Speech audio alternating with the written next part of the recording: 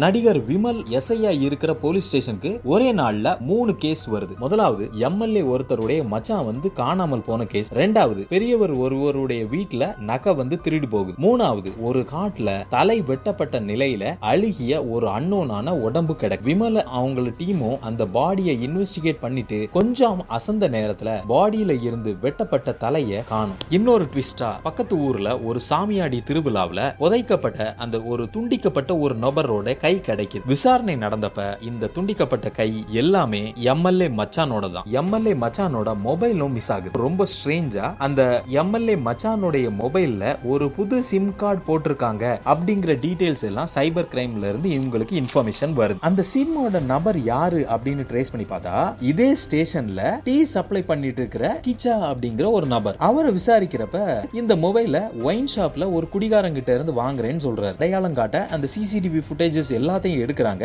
ஆனா எந்த யூஸ்மே இல்ல.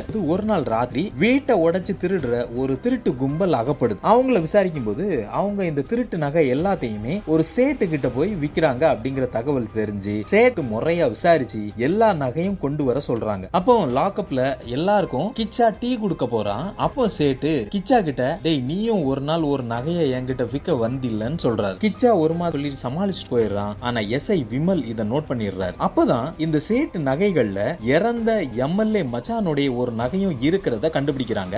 சேட்டு கிட்ட இந்த நகையை யார் கொண்டு வச்சா அப்படிங்கிற டீடைல்ஸ் எடுக்கிறப்ப சேட்டு கிச்சா தான் கொண்டு வந்து வச்சான் அப்படின்னு சொல்லி டேட்டு டைம் ஆதாரத்தோட கொடுக்க சிசிடிவி ஃபுட்டேஜஸ் எல்லாத்தையும் எடுத்து நிரூபிச்சு கிச்சாவை முறையா விசாரிக்கிறாங்க.